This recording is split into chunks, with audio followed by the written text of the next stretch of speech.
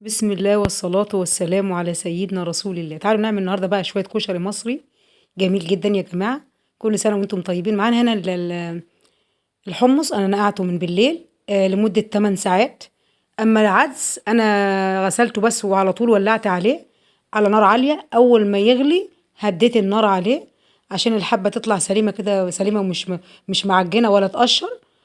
بعد ما غلى العدس هدّيت عليه. تابعوا الفيديو للآخر يا حبايبي، أحلى كشري مصري جميل جدًا يا حبايبي، تمام. والحلة التانية هنا أنا هاحط فيها الحمص.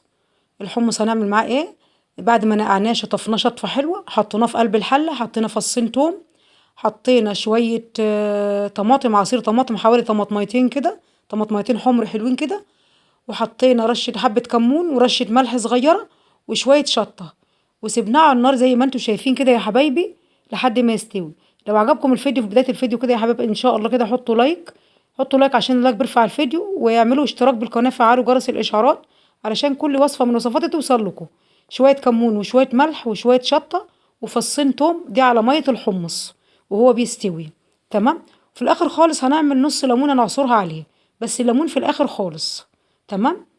حبة ملح صغيرين كمان كده عشان يبقى الطعم متظبط معانا، وهنسيبها تستوي كده ببعضه لحد ما يبقى معانا مستوي ويبقى زي الفل، تمام.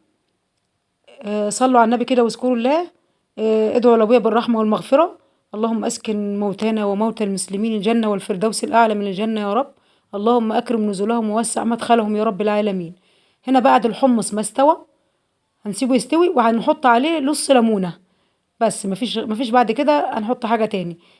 بس في الآخر بعد ما يستوي هنحط النص ليمونة، ما ينفعش نحطه وهو بيستوي عشان ما يغيرش الطعم معانا ويبقى زي الفل، زي ما انتم شايفين كده يا حبايب قلبي. وانا معايا مكرونة مشكلة، مكرونة سباكيتي حسب يعني حسب عدد افراد الاسرة بنزود المكرونة بنزود العدس. انا هنا جايبه الربع كيلو عدس عملته نصه، جايبه كيسين المكرونة ما عملتش يكمل كيس بكله بتشكيلة بكله، ليه؟ عشان ما تباتش معانا وتبرد وتبقى مش حلوة، تمام. عملت على القد، ولعت على حلة مية هنا هحط فيها معلقة من الملح دي لسلق المكرونة، وحطيت مرقة دجاج كده واحدة بس كده في المية، تمام. معلقة ملح عشان تطعم المكرونة ما تبقاش دلع معانا. حطيت معلقة ملح كده زي ما انتم شايفين والمية، وهنضيف المكرونة بقى نكسر المكرونة سباكيتي مش هنسيبها طويلة، يعني أجزاء صغيرة خالص كده، يعني الطول بتاعها هنعمله 5 6 قطع كده ولا 7، اللي هي مش عايزينها طويلة، تمام. وعملنا رز بالشعرية كلكم عارفين الرز بالشعرية. وعملنا العدس سلقناه، وبعد ما سلقناه زي ما هتشوفوا معانا في الفيديو كده شوية كمون وشوية ملح صغيرين، وهرسناه، صفيناه الأول من المية بتاعته وهرسناه ببعضه شوية كمون. على فكرة أنا واخدة المعلومة ديت إن أنا بعد العدس ما يستوي شوية كمون وأصفيه وشوية كمون وشوية مية من عربية الكشري. أنا سألته قال لي شوية كمون وشوية ملح، وعملت كده بالفعل. التجربة ديت عن تجربة، يعني التجربة عن تجربة فطلع معايا العدس زي الفل، وبيتهرس بالكمون والملح بيبقى زي الفل. هنا بقى في الغطا كده هحط شوية مكرونة من التحمير على اللي هي الصغيرة خالص على شوية اللي هي أكبر شوية، وفي الأول وفي الآخر هي مكرونة بس بقى إيه عشان تبقى مشكلة معانا. حبة من دي وحبة من دي مع الاسباجيتي مع الرز مع العدس وبصل، بقى البصل طلع مقرمش وبقى زي الفل، بسم الله ما شاء الله.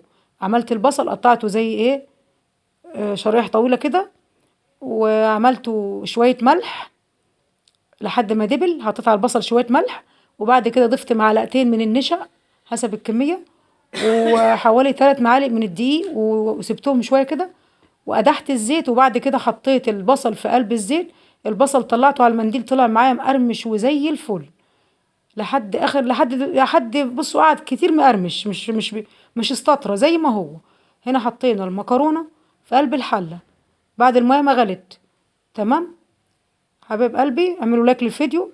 وهنا انا حطيت المرقة زي ما انتم شايفين كده يا حبايب قلبي، حط شوية زيت عشان نحمر شوية الرز. دي المكرونة يا حبايبي حطيت لها شوية زيت عشان نفلفلها. وده العدس بعد ما اتصفى. بصوا بقى العدس نحط شوية كمون وشوية ملح، وندعك العدس ده بكوباية شاي او اي حاجة، اي حاجة هرسة البطاطس اي حاجة. وبعد كده هو بيبرد مش تحس ان هو اتعجن، لا هو ما اتعجنش، بعد ما بيبرد بيفلفل تاني وبيبقى زي الفل، تمام. هنا معانا الطاسة نعمل الدقة بقى. حوالي كوباية شاي من المية دقة الكشري، سيبناها تغلي على النار، حطينا فيها شوية كمون شوية كزبرة ناشفة وفصين توم وممكن نحط شوية شطة صغيرين خالص كده، عادي ما فيش مشكلة. لو مش عندكم شطة ما فيش مشكلة، أهم حاجة الخل، أهم حاجة للدقة الخل، حطينا شوية خل في حلة صغيرة كده على النار. هنعمل الشعرية بتاعة الرز، حمر شوية الرز. ده البصل يا حبايبي احنا غسلناه وقطعناه كده وهنحمره يطلع مقرمش وزي الفل. هنا هنفرغ بقى يطلع معانا العدس زي العسل والكشري، كل حاجة كده بسم الله ما شاء الله. أنا فرغت هنا صلصة، والطبق ده فيه دقة الصغير اللي ورا ده، واللي جنبيه فيه حمص بالشطة، يعتبر حمص بالشطة اختياري بقى. أنا كده كده حاطة على أطباق وحاطة حمص، حابين تزودوا حابين تزودوا تقلية، حابين تزودوا صلصة. وأنا كده كده حطيت صلصة على وش الطبق بتاع الكشري، فأصبح معانا بقى مشكل من كل حاجة، من رز وعدس وكل حاجة زي الفل. يا ريت ما تنسوش اللايك كده وسبسكرايب، اعملوا اشتراك بالقناة. بسم الله والصلاة والسلام على سيدنا رسول الله. هنا بقى نحط شوية صلصة على الوش كده، وفي زوادة بردك للكشري وفي زوادة للصلصة.